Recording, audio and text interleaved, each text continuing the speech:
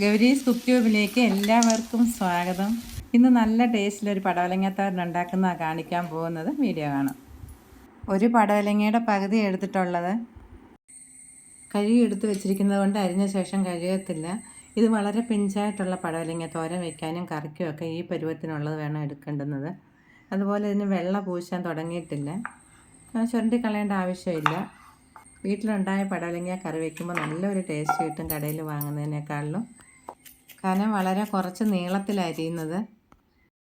1/2 teaspoon ഉപ്പുപൊടി ചേർത്ത് 10 minute ഒന്ന് അടച്ച് വയ്ക്കുക. ഒരു കൈ ചെറിയ ഉള്ളി കഴുകി എടുത്തിട്ടുണ്ട്. ഇതും പടവലങ്ങ അരിഞ്ഞതുപോലെ കനം കുറച്ച് നീളത്തിൽ അരിഞ്ഞെടുക്കുക. ഉപ്പ് പുരട്ടി 10 മിനിറ്റ് വെച്ചിട്ടുണ്ടായിരുന്നു. ഇത്രയും വെള്ളവും വന്നിട്ടുണ്ട്. ഇനി അധികം അമർത്താതെ ഒന്ന് പിഴിഞ്ഞെടുക്കുക.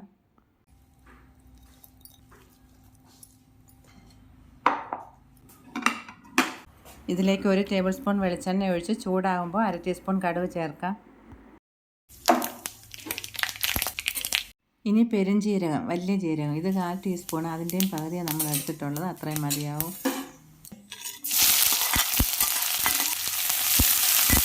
ചെറിയ ഉള്ളി ഇല്ലെങ്കിൽ മാത്രം ഇടത്തരം സവാള ഒന്ന് ചേർക്കാം. ഇത്രയും വഴന്നാൽ മതി. ഉള്ളിയുടെ കളറൊന്നും പോകണ്ട. ഇനി ഇതിലേക്ക് 2ആയിട്ട് പിളർച്ച് 2 പച്ചമുളക് ചേർക്കാം. മീഡിയം ഫ്ലെയിമിലാണ് വെച്ചിട്ടുള്ള. തീ ഒട്ടും കൂട്ടിയിടണ്ട. മഞ്ഞൾപ്പൊടി 1/4 ടീസ്പൂൺ, മല്ലിപ്പൊടി 1/4 ടീസ്പൂൺ. ഈ മല്ലിപ്പൊടിക്ക് മണവും രുചിയും കൂടുതലുണ്ട്. കുറച്ച് ചേർത്താലും മതി. മല്ലി ഉണക്കിയ ശേഷം ഞാൻ 2-3 ദിവസത്തേക്ക് വേണ്ടി മിക്സിയിൽ പൊടിച്ചെടുക്കുന്നതാണ്. ഗരം മസാല 1/4 ടീസ്പൂണിൻ്റെയും പകുതി ചേർക്കാം. പിഴിഞ്ഞു വെച്ചിരിക്കുന്ന പടവലങ്ങ ചേർക്കാം. ഇത് വെള്ളം ഒഴിക്കരുത്. ഉള്ളിയിലും പടവലങ്ങയിലും ഉള്ള വെള്ളം മാത്രം മതി വേകാൻ. 5 മിനിറ്റ് അടച്ചു വയ്ക്കും. ഇത് വേകുന്ന സമയം കൊണ്ട് നമുക്ക് ഇതിലേക്ക് ചേർക്കേണ്ടത് തേങ്ങയൊന്ന് ചതച്ചെടുത്തിട്ട് വരാം. അമ്മയ്ക്ക് 1 കൈ തേങ്ങ എടുത്തിട്ടുണ്ട്. ചതക്കയാകാവും. ഇനി ഇതിലേക്ക് 1 അല്ലി വെളുത്തുള്ളി ചേർക്കാം. ചെറുതാണെങ്കിൽ 2. മീഡിയം ഫ്ലെയിമിൽ 5 മിനിറ്റ് വയ്ക്കുമ്പോൾ ആവശ്യത്തിന് വേഗം. വെന്ത് കുഴഞ്ഞു പോകരുത്. ഇനി മൂടി വെക്കേണ്ട, വെറുതെ ഇങ്ങനെ ഒന്ന് പൊത്തി വെച്ചാൽ മതി. ഒരാവി വന്ന് സ്റ്റവ് ഓഫ് ചെയ്യാം. തേങ്ങയൊന്ന് വേകുന്നതിന് വേണ്ടി ഇങ്ങനെ പൊത്തി വയ്ക്കുന്നത്. പടവലങ്ങ കൂടുതലുണ്ടെങ്കിൽ അതിൻ്റെ അനുസരിച്ച് സാധനങ്ങളും കൂട്ടി ചേർക്കണം. നമ്മളിവിടെ എരി വളരെ കുറവാണ് ചേർക്കുന്നത്. അതുകൊണ്ട് 2 പച്ചമുളക് ഞാൻ ചേർത്തത്. ഒന്നും കൂടെ ഒക്കെ ആകാം.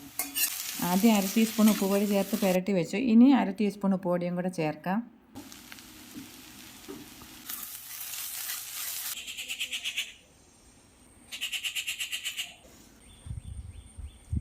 കറിവേപ്പില ചേർക്കാം.